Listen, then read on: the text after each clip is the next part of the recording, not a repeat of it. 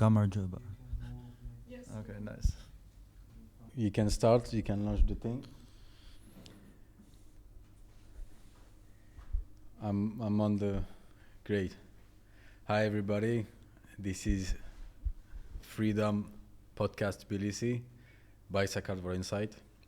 What is Sakartvelo Insight? Sakartvelo Insight is a media platform, Georgian media platform. And our goal is to raise awareness about the country, Georgia. We want to show what the opportunities are existing here in the country. We also want to show young Georgians that there are lots of things to do here and they don't have to go abroad necessarily to live and to have a good life. Plenty of things to do here. Also, we want to change the branding. I know that you like Khingali and things like that, but Georgia is not only Khingali and Khachapuri. There is much more that the country can offer, and we want to show what's going on. So today we have Harris Mowbray with us on the podcast, and I have to admit I don't know you. The only people that told me about you were my team, and they told me a lot of good things about you. So, but I wanted to keep my brain fresh, and so that this podcast will be fully authentic. So, Harris, who are you?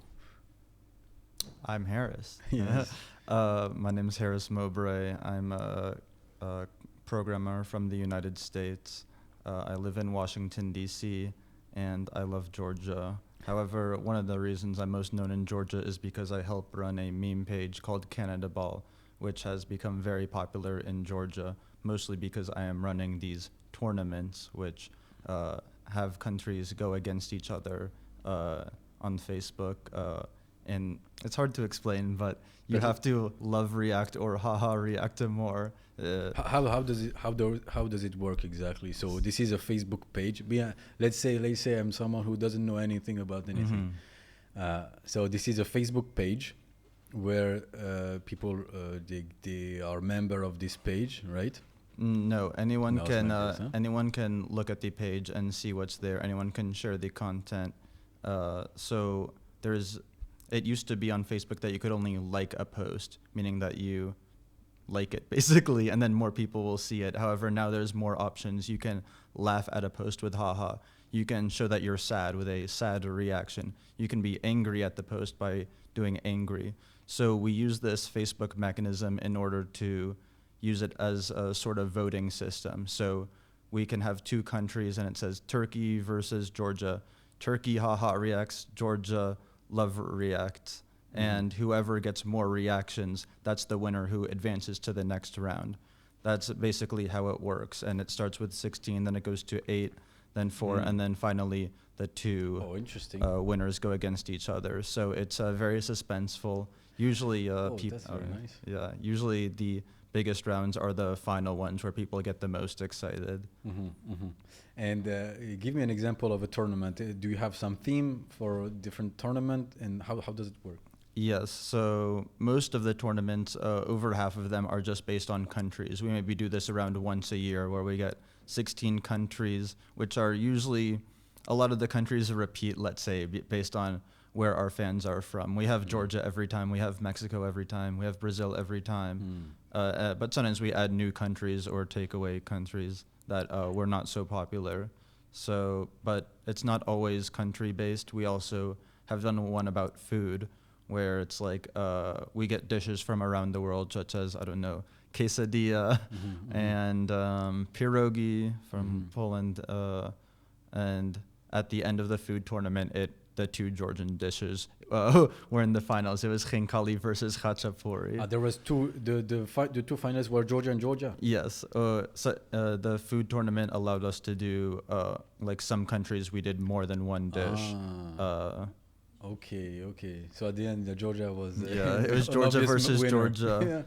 And I honestly don't remember who won, but I think it was Khachapuri against Khingali, though both are delicious. Yeah. We also do a city-based tournaments. We did this once, and I think the next one will probably be city-based, where it's like Tbilisi versus Mexico City, or Sao Paulo versus Warsaw, or something like that.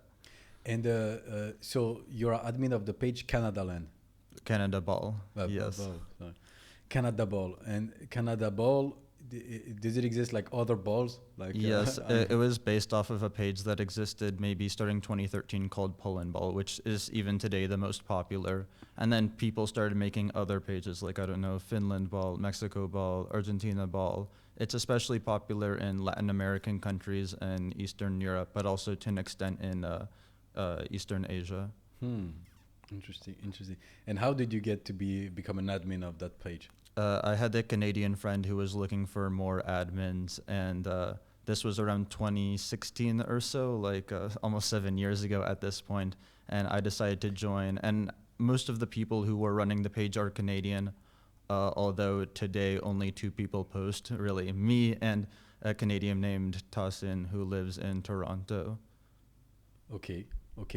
And so the most famous is the Poland Ball, yes. Ball. Are all the balls like balls? Are they all functioning the same? They all have tournaments? No, the tournaments were my idea because I help run other large international meme pages on Facebook, and I realized that using this like haha or love, using the different reactions, basically we could generate a lot of traffic to the page, and it would really get people interested and help the page grow very quickly. Wow. So it's a little bit messing with the Facebook algorithms, let's say, but it's very popular still. People seem to like it. I just try not to do it too much because people might get annoyed if they're seeing these tournaments all the time. Like what's the frequency? I would say maybe once or twice a year. Oh, that's it. Yes. That's it. So it's extra special when we do it. And how do you do we'll come back to the traffic generation and stuff after, but do you have a graphic designer that is doing those memes? How do you find the ideas? I'm the graphic designer. Okay. I mean, I just taught myself a few years ago how to do image editing. It's actually very simple how I do it. I have a template in Google Slides. Although Google Slides is not supposed to be an image editing software, if you can mess around with it and do some image editing, let's say. That's how I make memes also for the page. Okay. So you learned it yourself. And so from your experience, you were telling me that you had previous experience into other international meme page. So first, what is a meme? A meme is, I guess we could just define it as a funny image on the internet. Over time, meme culture has slowly developed where there's lots of inside jokes that people around the world would know, and it's constantly changing. Usually it's a combination of images and text that are somehow funny together, although maybe not every time it needs to have text. I think 99% of the population below the age of 40 has seen a meme. I mean, I hope. Sure. And when did it start? This meme? There's a culture of the meme, right? Of course. I think it emerged when the internet emerged. Basically, there were inside jokes on the internet even in the late 80s, early 90s. Although looking back, it was not very funny what was going on. I mean, the jokes even up until I'd say 2013, 2014 were pretty stupid. But then slowly meme culture started developing and getting more more complex, let's say, and the jokes were able to be funnier, especially as more and more people started to use the internet and internet access increased. Interesting. What makes a meme works? I'd say a meme has to be creative. It has to, many memes are similar, very similar jokes to other ones beforehand, so it's not very funny. You have to be unique and have your own idea, but it also has to be easy to read, not super pixelated. You have to do a little bit of graphic design, let's say, and it has to be something that most people would understand, because if only a few people understand the meme, they're not really going to share it so widely. I mean, a meme could be more niche. I could make a meme in the Georgian language and not the whole world would get it, but as long as the audience of the meme would understand, then it's good. Okay, interesting. So you have a checklist of the things that you need to have in your meme so that you know that it has higher chance of getting viral. Yes. On 100 memes that you create, how many are successful, and what is your metric to say, okay, that KPI, that meme is successful? I think you can determine whether a meme is successful based on how many likes it gets or how many times it's shared. So it's very basic. Yeah, it's pretty easy to tell if a meme is successful. Or if sometimes I make a meme and then I see other pages posted or my friends see it on another part of the internet. So I know it's gone so far that people don't know who made it, which is fine with me. I don't care. Oh, interesting. So one of the indicator that a meme is successful is that nobody knows nobody know who is the creator of that meme, like or the original. That's one indicator. Maybe, yeah. I mean, on one hand, some people like to put watermarks on their memes, like their Instagram handle or a link to their like website, but I don't really do that because I don't care enough to do that. Is there money in the meme industry? Absolutely not. I mean, maybe a little bit when you're at the top of the meme pyramid, but I think I'm pretty near the top of the meme pyramid, and no, there's not very much money to be made, especially, I mean, most of my fans live in Latin America, or like very few of my fans live in Canada or the United States. So if I wanted to, I don't know, sell t-shirts or something, not very many people would buy. If I wanted, logistically, it would be hard. Yes, and if I want to advertise something on the page, like there's no country where like I don't know, let's say some business in Brazil wanted to advertise with us, only maybe 5 to 10% of our fans are from Brazil. So it would not really make sense for them to want to advertise with us. They would probably want a page where everyone is from Brazil. And is it due to the fact that your main account is in Facebook and that Facebook is mostly used or your audience is in South America and East Europe? Because in Europe, Western Europe, we don't use too much. I mean, my generation, at least. Yeah, people who are young don't really use Facebook that much in the United States. I mean, some do, but they get their memes from Instagram, TikTok, maybe Twitter, as opposed to Facebook. Although there is definitely some like Americans, especially who are like of foreign origin, who are using Facebook for memes. So there is an existing community out there. Still, and you're not doing on other social media platform like Instagram yourself. No, only Facebook is your focus. I've tried to have like an Instagram page before, but there's so many of the people that follow are bots, and it's harder to interact with your audience on Instagram. You can just like maybe comment and post content, but most of the pages that are big get there from using sketchy methods. Like they get a bot to comment, follow my page on like 5,000 accounts until they get some followers, or they use illegitimate means. And I'm not really about putting that much effort into it. I like Facebook better because of the international appeal. All right. By the way, if people have questions for Harris, you can definitely do so, and we will ask him right now live. Okay, that's interesting. Do you laugh at your own memes, or? Yes. If I didn't laugh at them, I wouldn't post them. I would say the memes that are popular on my page are the ones that I make, rather than like I used to post more memes that I would just get from other places, but I realized it's more funny if I make my own. And and what do you feel is the main reason of your success? Is it the tournament part, or is it the meme quality?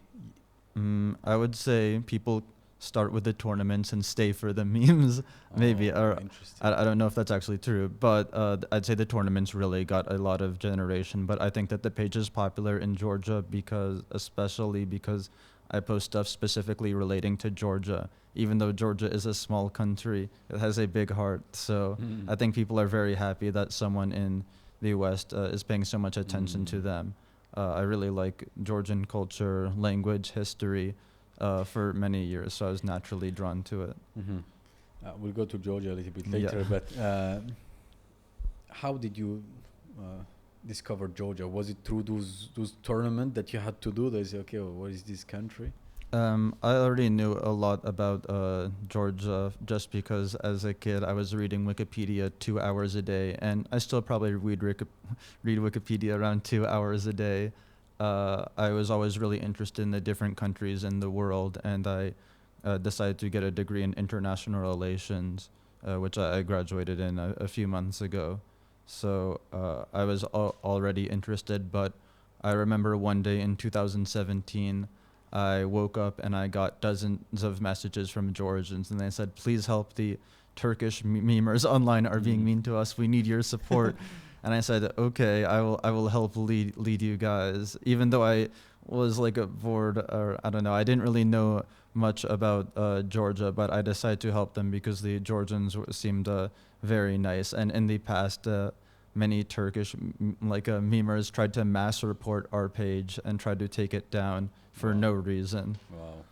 And at the end, who won the battle? Let's say Georgia won. I don't know. There's no winners, but Georgia won. Great. I think it's Elon Musk who was saying like the master of the universe are the ones who controls the meme or something like this. Like it's so true. That's very powerful. What is the power of influence of a meme in changing behaviors? Do you have some insight about that? Yes, I think that memes in some ways can be very political. During the presidential election in the United States, for example, some political parties were paying people to make memes in order to convey their ideas and make their ideas seem popular. Or it's a way to also use satire to make fun of ideas that are bad, that you dislike. However, they can't change someone's idea so much. If someone really disagrees with the meme, even if it's funny, it won't change their mind. Yes, but you know, the one of the best way to make someone change his mind is through humor. Yes. Because it's not a frontal approach, it's not confrontational, and you know it just put the seeds into someone's brain, and then maybe it will grow. So that's interesting. So people are professional memes maker.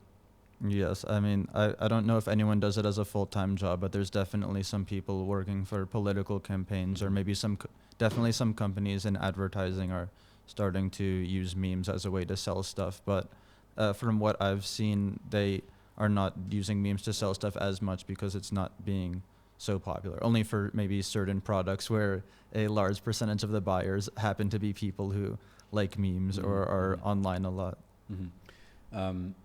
So, can you lead us to your coming to Georgia? How long you've been here, and why you came here, so on and so forth. Just explain to us the reason of your being here. Yes. So I've wanted to go to Georgia for a long time, since 2017, really. Although I never got the chance due to coronavirus, gas prices, other things going on in my life, which didn't let me. But I decided that in 2023, I want to be a very different person. Maybe not so different, but I really need to travel, get out more, and continue doing my linguistic work around the world. So starting in August of last year or so, I got in contact with the blind community of Georgia. And I had some projects that I wanted to do with them, such as making Braille for the Mingrelian language and Braille for the Abkhaz language. So, sorry to go backwards a little bit, but starting in 2021, I realized that some languages in the world didn't have Braille. English has Braille, Spanish has Braille, Russian and Japanese and Chinese have Braille, but many smaller languages don't. And some of these smaller languages actually have millions of speakers.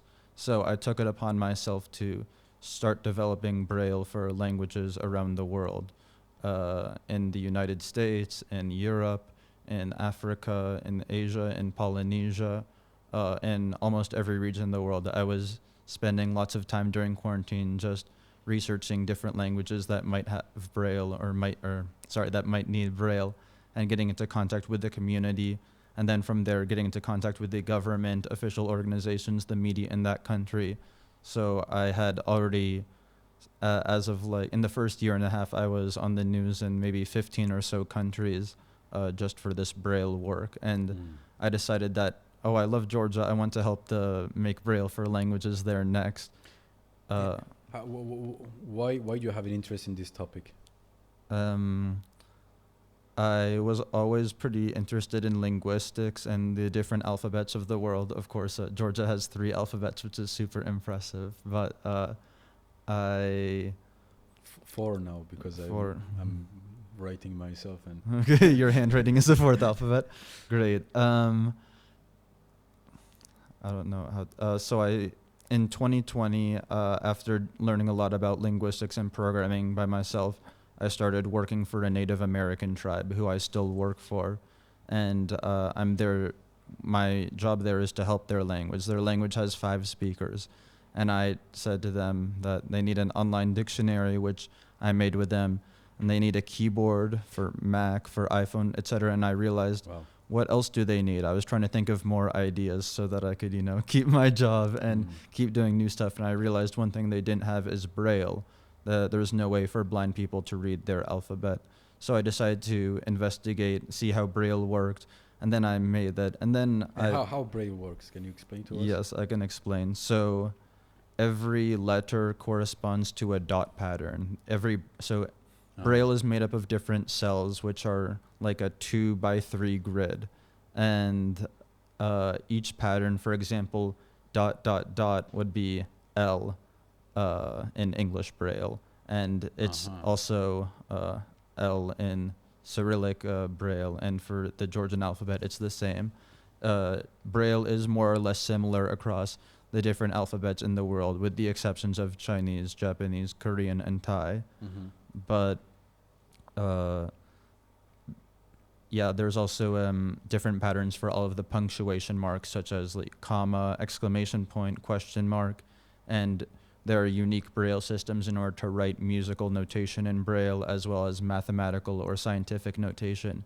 This way, blind people can read equations, do math, be scientists, be programmers. They can do anything that they want with the help of Braille. Very interesting.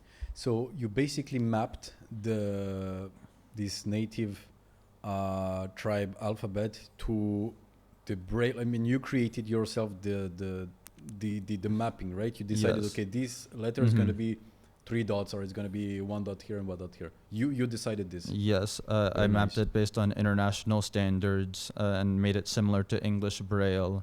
And I tried to make it in a way that the other letters that are sounds that don't exist in English, like I tried to make it logical so that it would be easy for someone to learn, as easy as I could make it. So there is as many Braille alphabet as there is alphabets, right?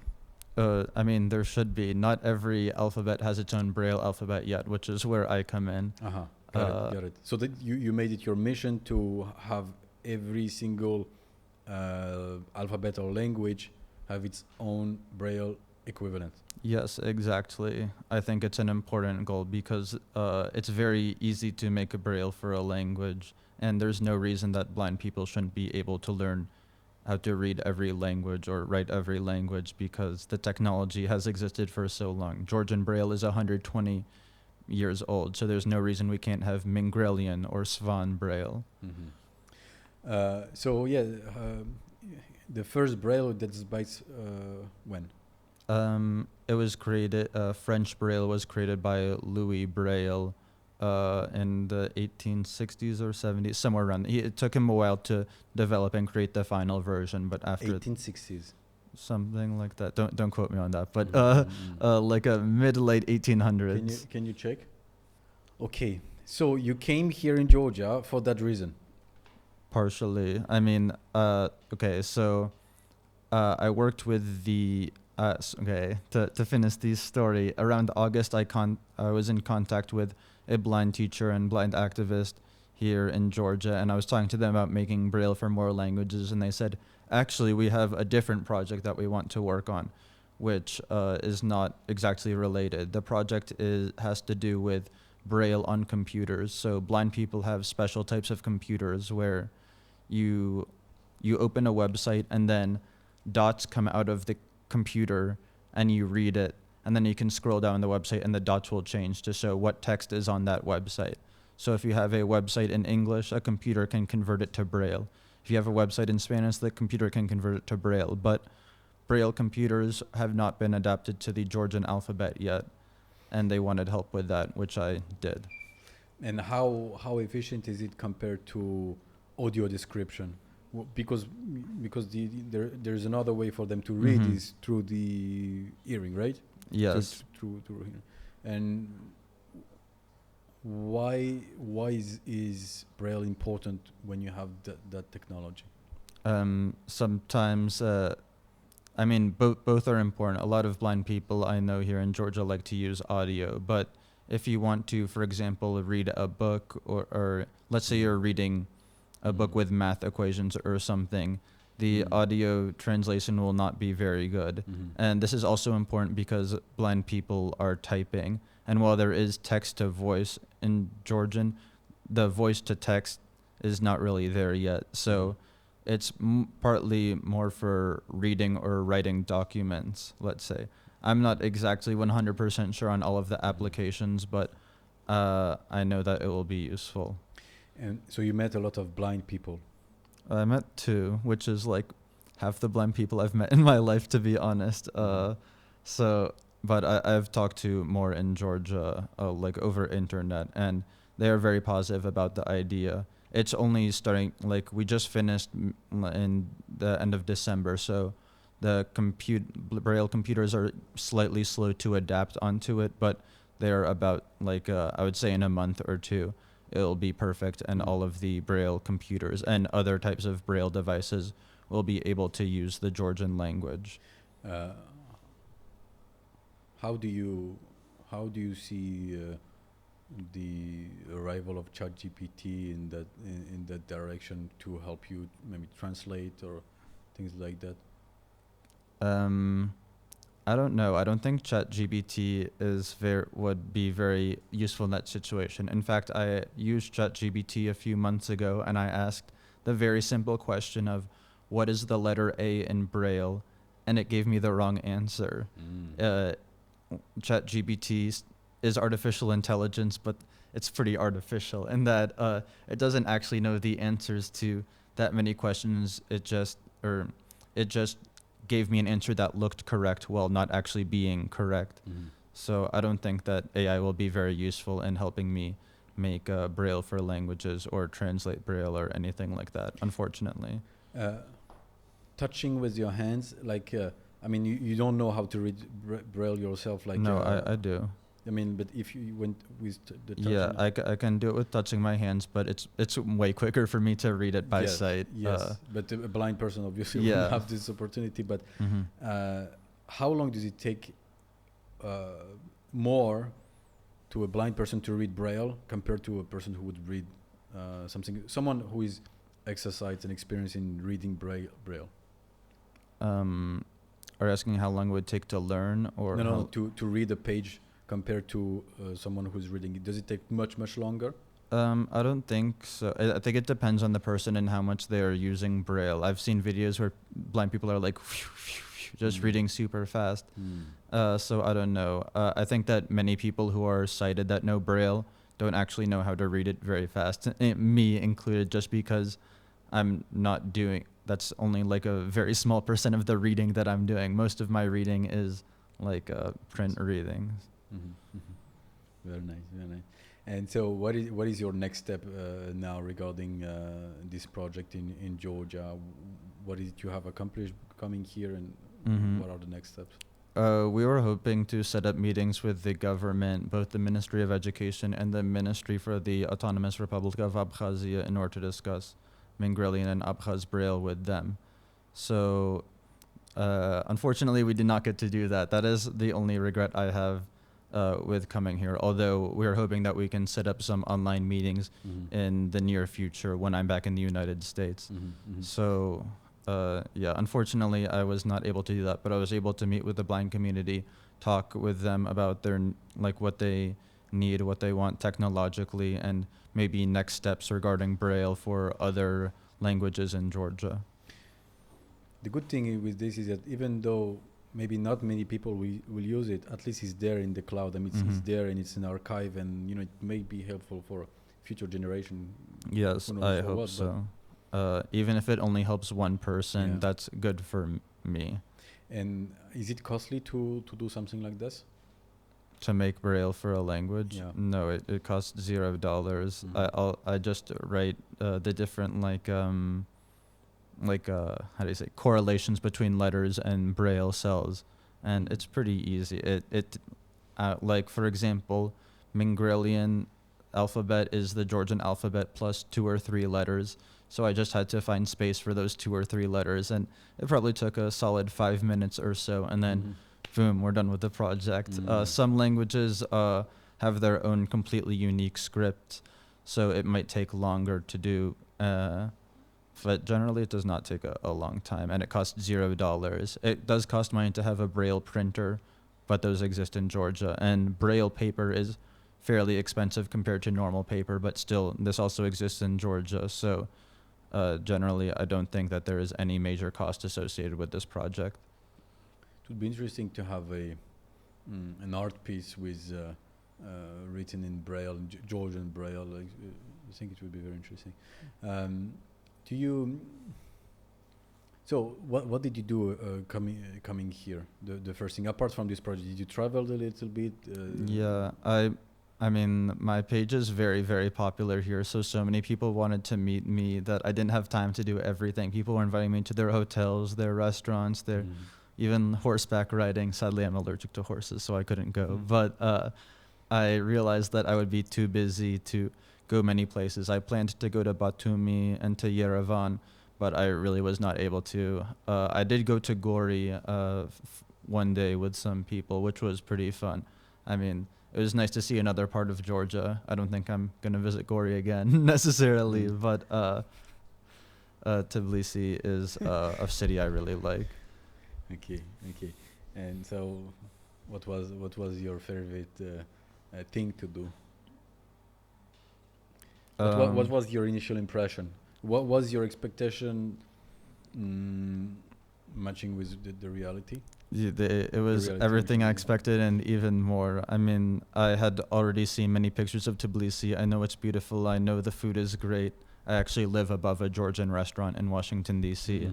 And my brother... Say the name. Make them it's called Supra. Shout out to Supra. Great food. And my brother had actually been to Georgia for a few days last year. He was studying in Tel Aviv, so it was pretty easy for him to just take a quick flight over. And I think he really liked it. And yeah, I'm really happy that I came. This is definitely the best trip of my entire life. And I've been to a lot of countries, so it's not like this is the only country I've been to outside the USA. Wow, very cool. And do you feel more interest of the American public for visiting Georgia? I don't know. On one hand, in the past 5 years, when I moved to DC, there was no Georgian restaurants, and there was in my hometown in California, there was no Georgian restaurants. Now there are multiple in both. So I think Georgian food, because Georgians get away from many Georgians are coming to the U.S., I guess, but also people are becoming more familiar with the food and to a lesser extent the wine. But on the other hand, I don't think very many Georgians will come to, I don't think that many Americans will come to Georgia. First of all, not many even know Georgia is a country. Like, I was talking to one of my friends, and he was like, wow, I can't believe they speak a different language near Florida, or stuff like that. Or I asked, my roommate told me she thought it was cool I was going to Georgia, and I was like, oh, do you want to go to Georgia? She said, no, I would be kidnapped and killed. I'm too scared to go to Georgia, even though I would say Washington, D.C. is more dangerous than Tbilisi by a significant margin. Wow. So I think Americans are generally scared. I'd say most of my friends are only interested in visiting like Mexico, Italy, Paris, London, and those places. They think I'm pretty crazy for visiting a small country. Oh, that's interesting. So it's fear that prevents them, maybe ignorance as well. Yeah, I'd say Americans are scared of a lot of things compared to other nationalities. I would encourage any American watching, if there are any, to come to Georgia. Yes, and they can find plenty of information, reassuring information about Georgia and Sakartvelo inside. That's for sure. Okay. So you came like this, even though you have a lot of people being scared of you coming here. But still, you did it. Still, you came. And what do you think we need to do to bring more people here, bring more tourists or maybe entrepreneurs here in Georgia? What would be your first intuition? That's a really good question. One thing that I kind of noticed when I was buying like a ticket here is that it's easy to fly to Tbilisi, but there's not really any flights from USA to Batumi or something. So I guess most Americans who are visiting Georgia would be just going to the capital, which is fine. Tbilisi is awesome, but Was it direct flight that you took? No, unfortunately, I went through Paris, but still, I mean, there were flights to Batumi, but they were like twice as expensive. So Direct.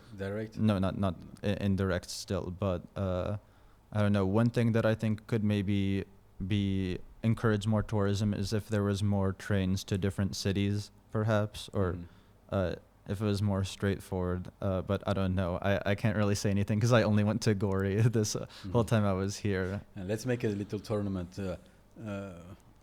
On which field Georgia is better than the US? I've talked about this with some of my friends. Things that I like about Georgia better than the U.S. or particularly where I live is it feels much safer here. There's much less crime and violence. I'd say the food is better. Of course, if you're American, the prices are much better here compared to the USA. The people are nicer. I feel like everyone is just so friendly. Maybe there's other things I'm not thinking of right now. Oh, the metro, like the public transportation and metro here is way better than pretty much any city in the United States. The infrastructure, you mean? Yeah. Interesting. And you like the city, the way it looks? Yeah. It looks amazing and beautiful. And there's so much history here compared to any city in the United States, really. I mean, Washington, D.C. is maybe 230 years old or something like that, whereas Tbilisi is maybe 10 times that old, or who knows. Yes, absolutely. So you're planning to come back? Of course. And what are you going to do with your life now? Why do you have to go back actually to the US? Why can't you just stay here? Yeah. I mean, I can stay here. Really, I just got a small contract where I will be doing some stuff in the museums in Washington D.C. in order to get old texts in for the Native American tribe who I work for, the Osage Nation.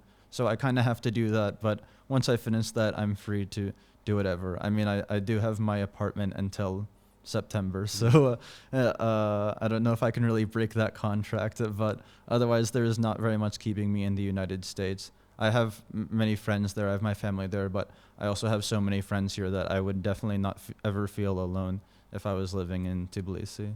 So you made some good friends here? Yes, a lot. And there's like so many people from the meme page who want to meet me that I definitely didn't have time to see even half the people who I wanted to see in the 10 days I was here. So I definitely have to come back for longer, or even I could live here for some time. We'll see. Sure. It's very nice to live here. Very, very nice. Do you have some questions? Okay, there is someone. It's not a question, but tell the name. Yes, here is Dimi, and it's not a question. He says, Harris Zahesi loves you. Answer in a, I don't know, funny way. Madloba. I don't know what Zahesi is, but I assume it's a village, maybe. Am I wrong? I don't know, frankly. Is Zahesi a person? Okay. Thank you. I love Zahesi.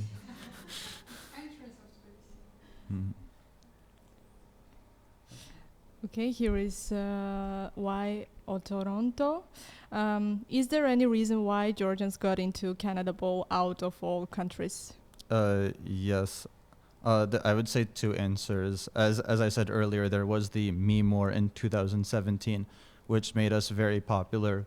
But also, I would say Georgians are, even though they're a very small country, they are very united. Whenever there is a tournament, they all share in the groups. Basically, everyone in so many people who I met here know what Canadaball is, whereas nobody in the United States knows what Canadaball is. People in the USA are not like really sharing patriotic stuff or stuff about like tournaments or stuff. They are not as connected with the outside world as Georgians are. And I think that Georgians like that this page gives them a chance to show people from countries around the world what they are. I've gotten many messages of people saying that they didn't know what Georgia was until the page, Very but interesting. no, they really like the culture, think it's interesting.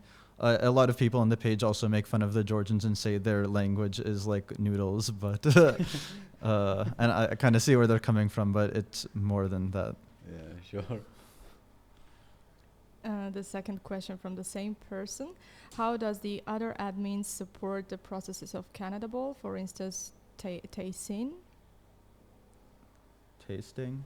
Yeah, DH. I don't know how to pronounce, to be honest. DAHSIN. Oh, Tassin. Tassin, Tassin is the Tassin. other. He's the one of the the only other moderator who posts stuff. I mean, he just posts memes sometimes. He doesn't make his own memes because he doesn't know image editing. But I think he appreciates that I like Georgia. I don't know. I don't have much to say. There used to be many other moderators who were posting in the past, but now it's really just us two for the past few years. Mm-hmm. How many followers do you have now? It's 100. 165,000. Yeah. I mean, we have it's 165,000 followers and 153,000 likes. I don't really understand the difference so much, but it's more or less the same. Mm-hmm. So what I was very interested in was that you got into the Braille. It's very huge for Georgia itself. But how did you get into, for example, governmental bodies or the organizations that help you to sustain this project? So what was the process? How did you reach these people? A lot of the time, it's just me sending lots of emails, and whenever I made Braille for Languages, I would maybe send 100 emails and get 5 back or less. There's many countries where I want to make Braille for the language, but the people there are just not helpful, or they straight up tell me that they don't care or something like that. Or they say oh, we don't have blind people, even though it's definitely not true in a language of 1 million people. So, yeah, usually sometimes I have friends in other countries and I ask them to help. Sometimes in the past, I even used the page Canadaball, and I posted in the comments, oh, can anyone help me get into contact with the Polish government? I'm making Braille for 2 languages there. Sometimes it's successful, sometimes it's not successful, but yeah, I would say it's very difficult to get into contact with a government, especially certain governments. Mm-hmm. Mm-hmm. Do you have some data about the percentage of blind people in general? Yeah, we can based on the United States, we can estimate maybe 2 or 3 people in every 1,000 is blind. I mean, not all of them are completely blind, but some can see so little that they might as well be blind, or what we call legally blind. Mm-hmm. And of course, some people become blind as they become much older. Yes, sure. But could it be because of the diet as well in the US? Do you have some comparative data between countries to see which country has the least blindness? No, not really. I mean, most people who are blind are born blind, so I don't really think it has very much to do with the diet. I know that Americans are eating hamburgers and hot dogs and pizza all day, but no. I mean, I've checked and it's pretty much similar across countries. Mm-hmm. One time I was talking with an ethnic group in rural India who has 500,000 people. And I said, oh, we can estimate that there's maybe 2 out of every 1,000 people is blind. And they said, oh, what are you talking about? It's definitely much, much less here, because unlike the other groups, we are not marrying our cousins. So therefore, we must not have any blind people. Mm-hmm. And I thought that was stupid. First of all, I mean, a lot of people are blind in underdeveloped countries because of preventable diseases that can now be solved with medical technology.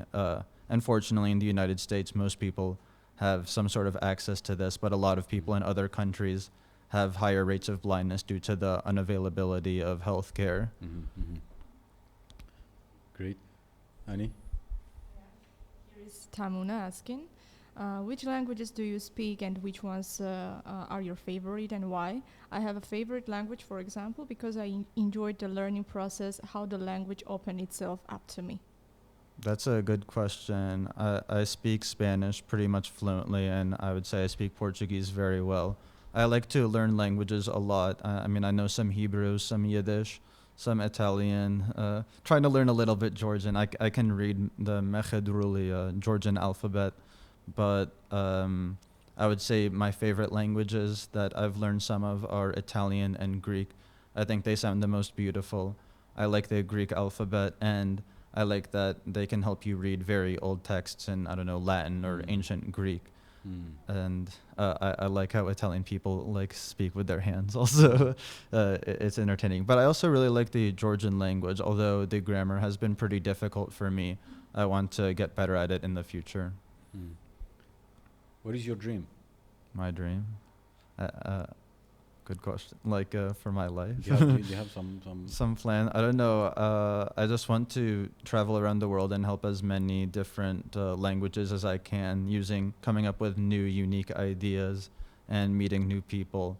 I don't really know though. I'll have to get back to you on that. But you're 23. Yeah, I'm 23. I just graduated at university recently. I would say that my family really wants me to have a 9-to-5 office job, which I understand why they want me to have that, but I really like the creative problem solving that comes with the job that I have now. I really like that I feel like I'm making a difference, and I like that I have more flexible hours or stuff, so I can just take 10 days off, go to Georgia, and do whatever I want. Which type of family do you come from? Are they into the languages as well, or not at all? No. My mom works in advertising and my dad works in medical research, so not super related. I studied international relations in school, but I taught myself things about programming and linguistics, which is how I have the job that I have now. Is it a government program? My job? Yes, is it a government program? Kind of. So in the United States, Native Americans have their own governments. Each tribe has its own land, and on the land they have their own laws. They have their own leader, their own constitution, their own taxes. So it's almost like a country within a country. So yes, I would say I work for a government, just not a country government.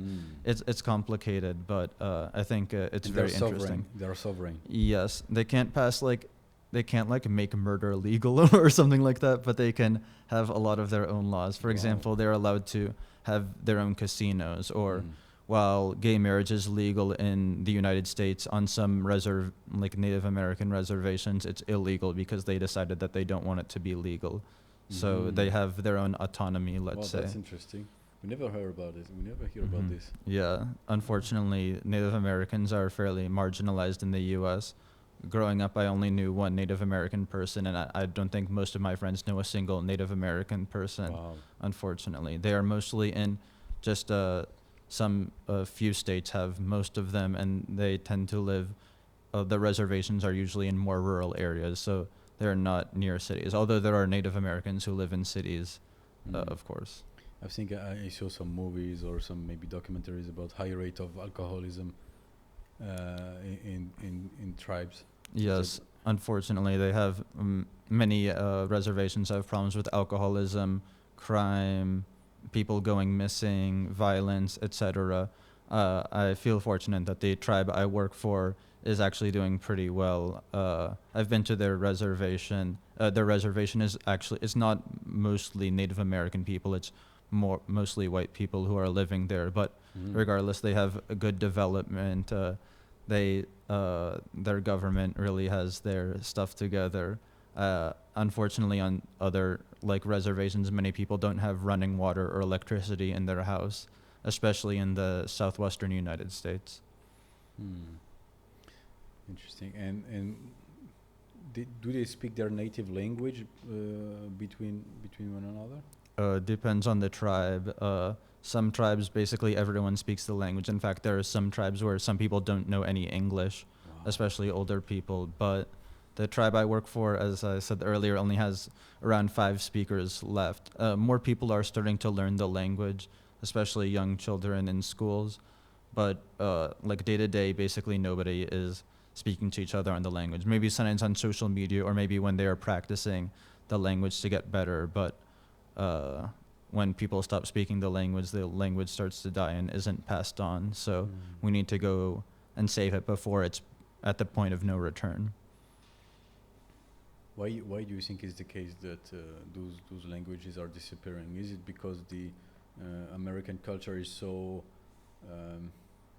overwhelming, or just because people just say, okay, that's the type of life that I prefer, and I just take the habits of that culture? I would say a few reasons. One is the historical impact of colonization, and the U.S. government at some points in time discouraged people from speaking their native languages and wanted them all to attend school only speaking English. This wasn't the case for every single tribe. I mean, situations were different in different regions. I would say the other main reason is that people were, in the last, I don't know, 50 years or so, were not really encouraging their children to learn those languages. They had said, do you want to learn the native language or do you want to learn Spanish or French? Spanish or French seems more useful in business and for more opportunities. So people would tend to choose learning other languages. I'd also say in the United States, there's a really heavy culture of monolingualism. I mean, I'm sure you've heard many jokes about how Americans only speak English, and to an extent, it's very rare that an American who learns a language in school will actually learn it enough to speak it or hold a conversation. Yeah, that's one thing that here is very, very surprising, that you have people speaking like 4 or 5 languages, like it's quite common. It's not the majority, but it's quite common. Like, for instance, I need to speak Armenian, Georgian, Russian, English, and Spanish a little bit. Muy bien. Yeah. So, and and that's that's something that you probably won't find in America, unless she goes to America. Yeah. But yes, about the Native Americans. Hello, I have a question. What do you feel? What makes Georgia so unique and unified? You spent here 10 days, and it was enough for you to understand that maybe you can stay here and live here. So what distinguishes Georgia from other countries? That's a good question. Okay, so I have this theory that I made up, which I tell all of my friends.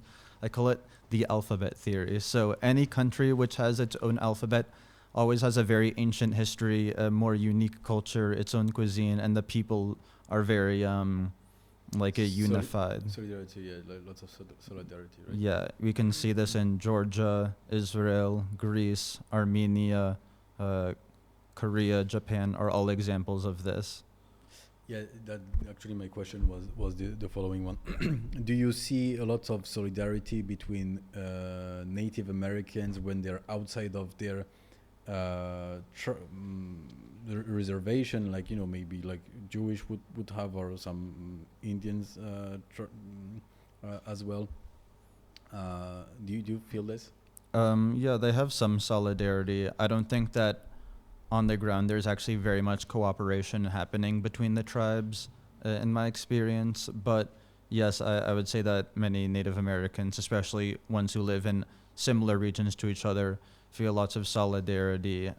At the tribe that I work for, we have many people from other tribes who are also working there, usually from like geographically nearby ones.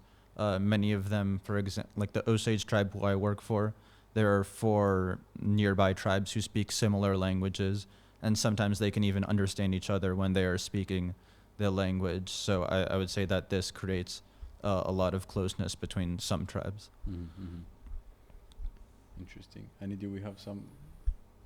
Here is Dachi asking again about your travel in Georgia. What was your favorite place that you visited in Georgia? Well, I have 2 options, Tbilisi and Gori, and that's a really, really tough one. No, I would say Tbilisi was my favorite city. I mean, I really like the city center especially, but yeah, I would go to like around Liberty Square in the old city a lot. So I guess that is my favorite part. I wish I could have visited more places though, and maybe next time. Yeah, and there is a lot of renovation going on. All across the city, especially the old city, is very nice. Gonna be very, very nice in the next, I think, 2 or 3 years. Gonna really, the city is gonna change totally, hopefully. So I just the question is, what did you like about Gori? Yeah, I just went for a few hours with some people from Georgia who wanted to go on a trip there. So we were only there for a little bit. They said, "Okay, Harris, what do you want to visit in Gori? There's a castle and there's the Stalin Museum and we don't want to go to the castle. So it's not so much of an option, but we went to the Stalin Museum and there was a tour. It was in Georgian language, but they were able to translate the details for me. And then we went to a restaurant and we walked around the city a little bit, but yeah, it didn't seem like there was very much to do in Gori. No offense to any Gorians watching. She's from. Yes, so you need to visit Kazbegi as well. Very, very nice. Very relaxing. And you need to visit Kutaisi. Mm-hmm. People from Kutaisi are very good people. I think they're some of the best Beige region. And Batumi I don't like. It's just concrete. I mean, some people like the old city, but frankly now is I don't see any interest. But when you will come back, we will do the part 2 of the podcast. How long is been now? 1 hour. 1 hour? It's good. 1 hour. Maybe Nice. if we have 1 or 2 more questions. Not really, but here is Christiana inviting you once again to Georgia, and maybe you can take a tour with her, because she's saying like, 1 second.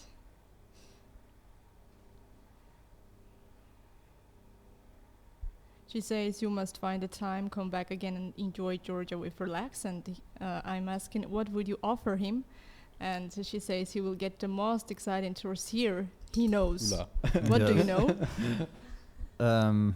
Thank you for your offer, Christiana. Sorry that I couldn't see you because I was extremely busy this whole time. But I'm sure that I want to visit other places like Mitscheta or Svaneti or maybe some other regions. I mean, everyone is telling me to come to their like small village, and I don't know if every small village is worth visiting for me, but I still want to see the nature especially and some other ancient cities.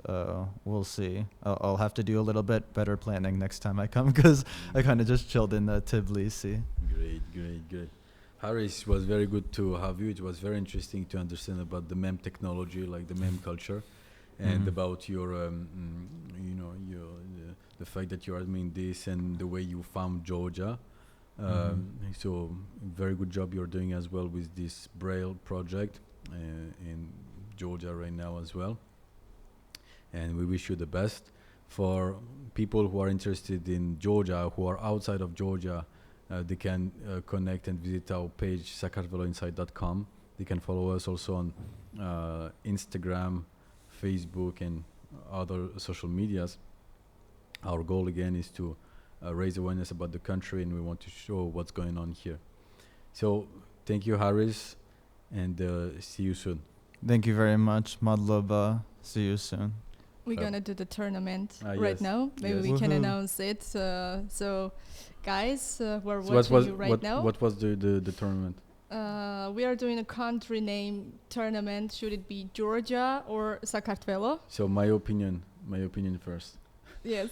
My opinion is that it should be Sakartvelo, because like Harris says, and this is a good example, he has some friends who believe that it was next to Florida. When you call it Georgia, it's just very confusing, and so Sakartvelo is the best option. So what they say? Let's see if So they're our wrong. CEO just voted for Sakartvelo, and now it's Harry's turn. And then we published the tournament on Sakartvelo Inside page on Instagram and Facebook. So everyone gonna react. So what's your vote? I also think that Sakartvelo is good, although it might be hard for English speakers to pronounce. They can get used to it. We can remove the R and make it Sakartvelo. You know? Or just Sak. Sak. Saka. Okay, so you release the tournament now. It's released now. It's Yeah. released, and people go. will vote, and we'll see what they think, and then we'll change the country's name if necessary. All right, super. Goodbye, everybody, Goodbye.